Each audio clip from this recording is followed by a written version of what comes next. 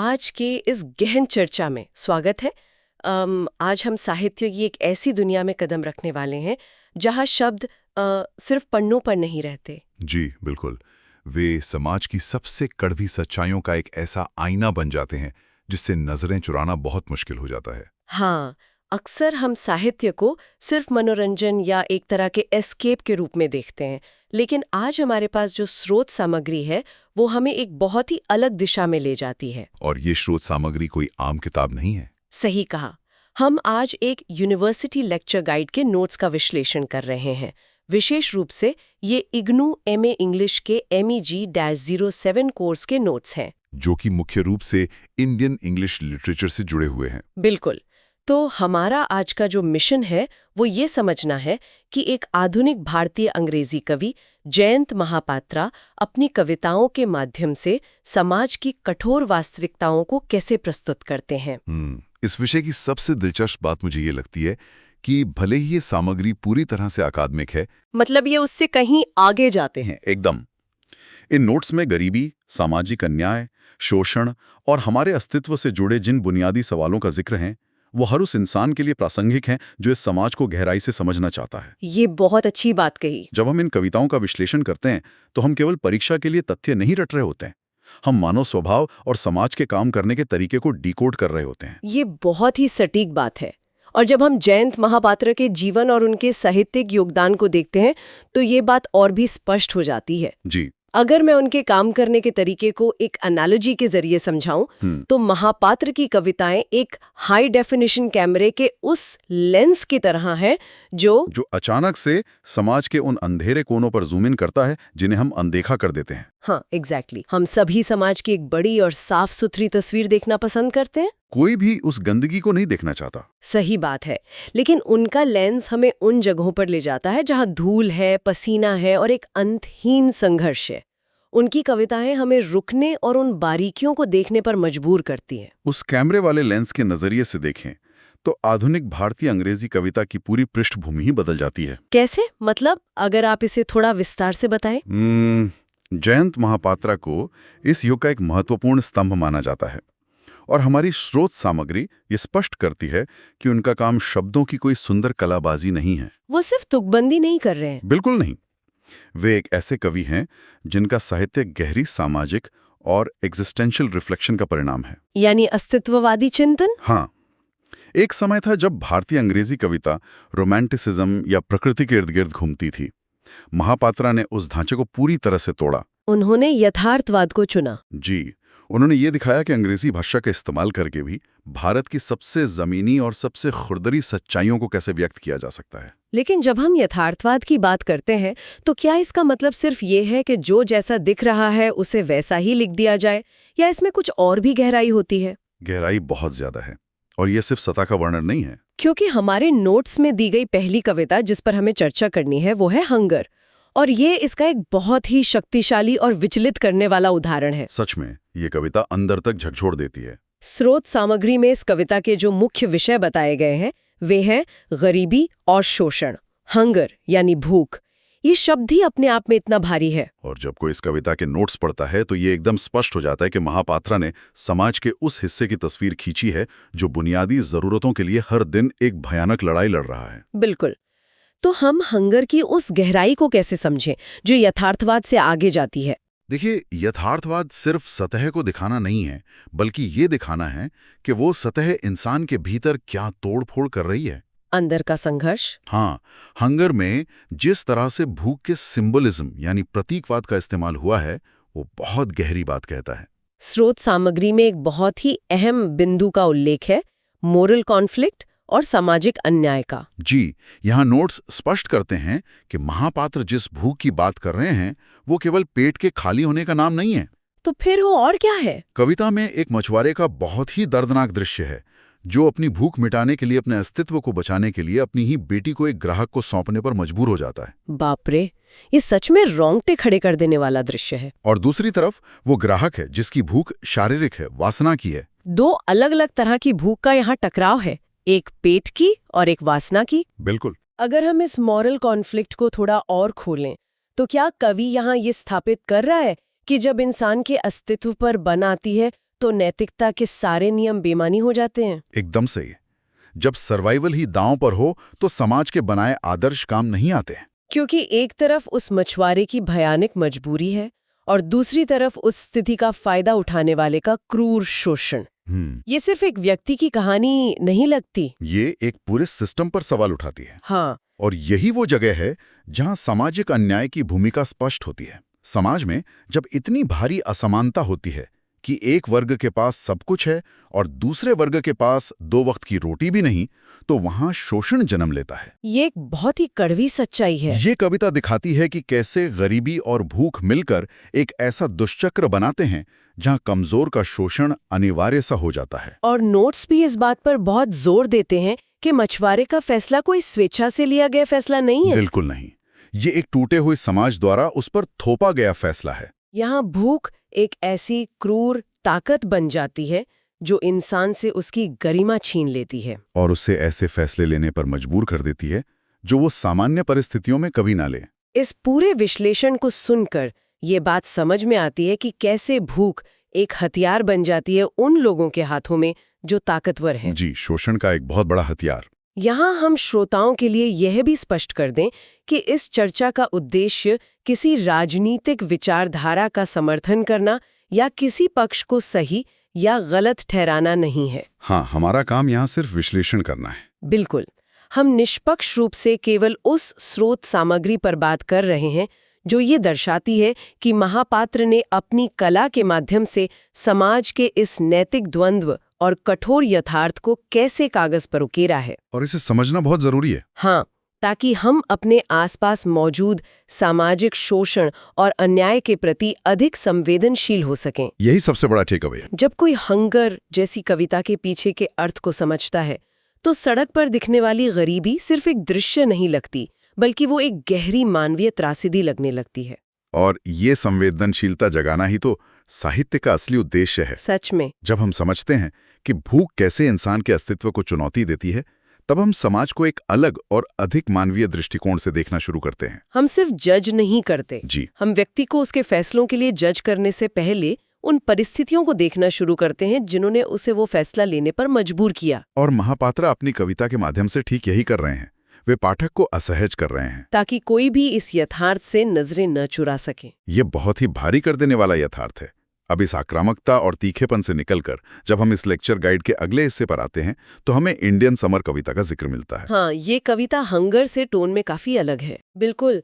ये शीर्षक सुनकर पहली बार में ऐसा लगता है जैसे किसी शांत और सुस्त दोपहर की बात हो रही हो, लेकिन यहाँ जो इमेजरी और सिंबॉलिज्म है वो कुछ और ही कहानी कह रही है। जी, स्रोत सामग्री इस बात पर बहुत जोर देती है कि इस कविता में गर्मी सिर्फ एक मौसम नहीं है। इंडियन समर में महापात्रा ने जो दृश्य उकेरे हैं वो सच में बहुत अनोखे हैं। यहाँ गर्मी का मौसम, उसकी वो सुस्ती, वो ठहराव, लू के थपेड़े और पुजारियों का मंत्रोच्चार, ये सब सिर्फ एक भौतिक अवस्था का वर्णन नहीं लग रहा है। एकदम सही।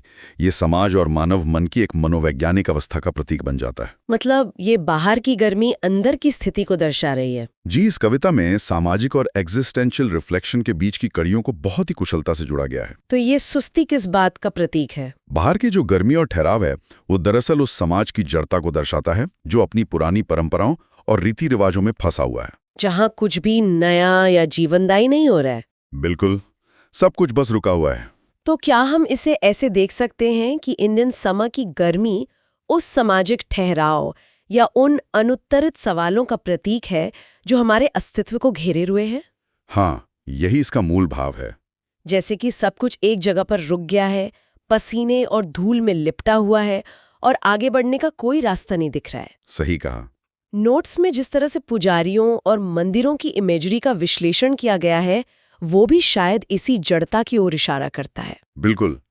कविता में जो धार्मिक कर्मकांडों और अनुष्ठानों की तस्वीरें हैं वे एक ऐसे समाज को दिखाती हैं जो यंत्रवत चल रहा है, मशीन की तरह। हाँ, लोग बस अपनी दिनचर्या पूरी कर रहे हैं लेकिन भीतर से एक गहरी शून्यता है, कोई अर्थ नहीं बचा है, बस एक रूटीन है। और यही एग्जिस्टेंशियल ड्रेड है जो महापात्र की कविताओं का मूल स्वर है। एक साधारण सी दिखने वाली सेटिंग का उपयोग करके वे बहुत बड़े सवाल उठाते हैं। एक गरम भारतीय दोपहर से? जी, वे ये सवाल उठाते हैं कि इस विशाल, सुस्त और उदासीन परिदृश्य में इंसान की अपनी जगह क्या है। बाहर की चिलचिलाती धूप और भीतर की उदासी के बीच का ये संबंध ही इस कविता को इतना प्रभावशाली बनाता है। हाँ, और ये हंगर के बिल्कुल विपरीत काम करता है। अगर हम इन दोनों कविताओं को एक साथ रखकर देखें तो ये कंट्रास्ट बहुत ही दिलचस्प है। कैसे, जरा विस्तार से बताइए। देखिए, हंगर हमें समाज की एक बहुत ही कठोर और बेचैन करने वाली वास्तविकता के बीचों बीच ले जाकर खड़ा कर देती है। वहाँ एक चीख है, एक भयानक मजबूरी है। जी, वहाँ हिंसा का एक म्यूट रूप है। बिल्कुल। वहीं दूसरी ओर इंडियन समर शांत है, लेकिन ये शांति कोई सुकून देने वाली शांति नहीं है। ये एक घुटन भरी शांति है। हाँ, दोनों का तरीका बिल्कुल अलग है। एक आपको झकझोरती है और दूसरी आपको उस सुस्ती में डुबो देती है जहां आप खुद से सवाल करने लगते हैं। और यही एक महान कवि की पहचान होती है।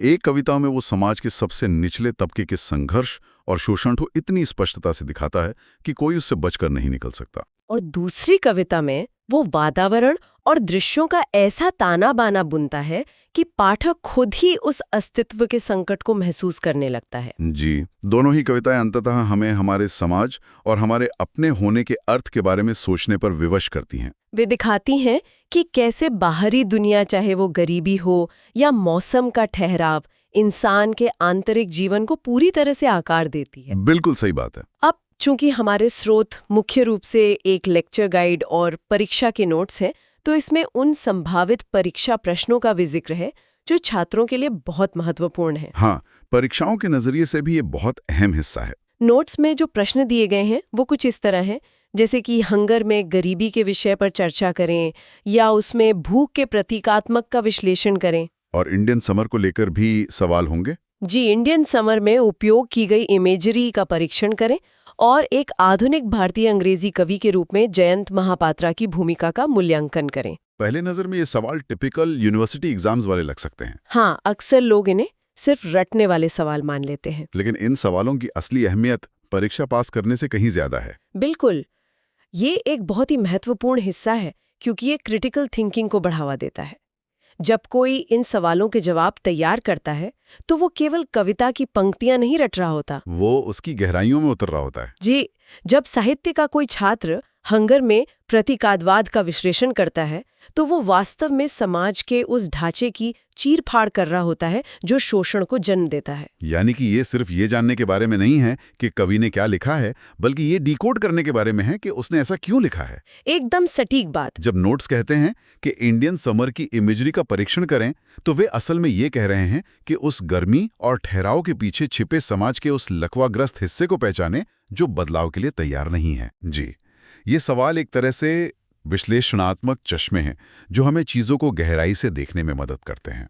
यही कारण है कि ये अकादमिक सामग्री हर उस व्यक्ति के लिए मूल्यवान है जो समाज को समझना चाहता है। ये प्रश्न छात्रों को छोटे छोटे हिस्सों को जोड़कर एक बड़ी सामाजिक तस्वीर देखने के लिए तैयार करते हैं। ज्ञान का असली अर्थ भी तो यही है। हाँ, ज्ञान का असली अर्थ केवल तथ्यों को याद रखना नहीं है, बल्कि ये समझना है कि वे तथ्य एक दूसरे से कैसे जुड़े हैं और वे हमें हमारे आज के समय के बारे में, हमारी अपनी मानवीय स्थिति के बारे में क्या बताते हैं। महापात्रा की कविताओं का अध्ययन करना एक तरह से खुद को और अपने आसपास की दुनिया को एक नए सिरे से डिस्कवर करना है। यह बहुत ही खूबसूरत बात कही आपने।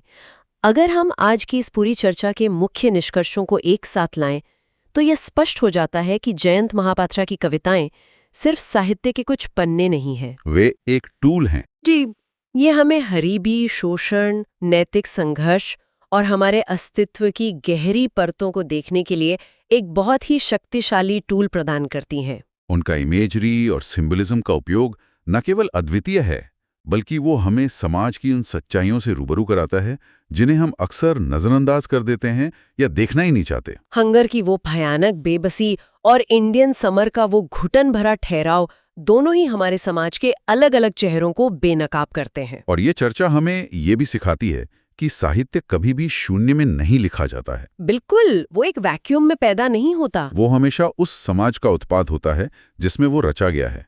महापात्रा की ये कविताएं इस बात का एक मजबूत प्रमाण हैं कि कैसे एक आधुनिक कवि अंग्रेजी भाषा का उपयोग करके पूरी तरह से भारतीय यथार्थ और संवेदनशीलता को व्यक्त कर सकता है। उन्होंने उस सोच को बदला कि अंग्रेजी कविता सिर्फ पश्चिमी विचारों तक सीमित है। जी, उन्होंने यह साबित किया कि भारतीय अंग्रेजी साहित्य को सिर्फ पश्चिमी विचारों की नकल करने की कोई जरूरत नहीं है, बल्कि वो अपनी मिट्टी की खुशबू और यहाँ के पसीने की गंध को भी अपने शब्दों में समेट सकता है। इस चर्चा ने सच में इन कविताओं को देखने का एक पूरा नया नजरिया दिया है।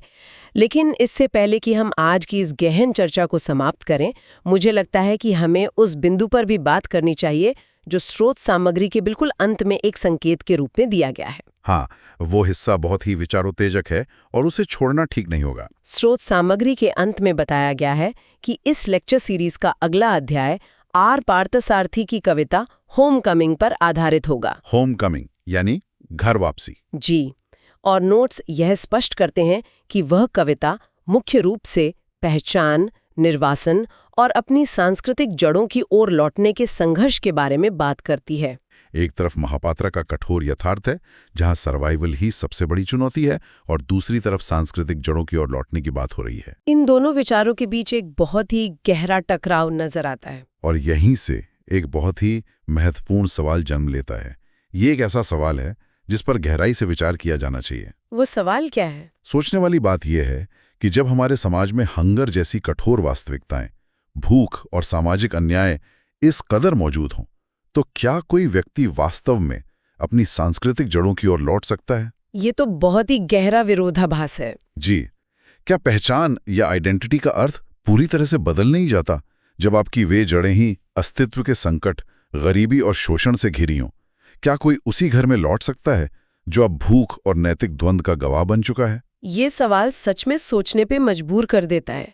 जब बुनियादी जरूरतें ही पूरी नहीं हो रही हों, जब समाज में इतना गहरा ठहराव और शोषण हो, तो सांस्कृतिक पहचान जैसे शब्द बहुत ही खोखले लगने लगते हैं। बिल्कुल। साहित्य हमें सिर्फ जवाब नहीं देता, वो हमें ऐसे ही जटिल और असहज करने वाले सवाल पूछना भी सिखाता है। और यही साहित्य की जीत है। जी, उम्मीद है कि इस चर्चा से सुनने वालों को साहित्य और समाज के इस गहरे संबंध को समझने के लिए कुछ नए विचार मिले होंगे। इन सवालों पर विचार करते रहें और अपने आसपास की दुनिया को इस आलोचनात्मक नजरिए से देखने का प्रयास करते रहें। एक नए नजरिया अपनाना हमेशा फायदेमंद होता है। बिल्कुल। जल्द ही मिलेंगे एक नए विषय और एक नई गहन चर्चा के साथ।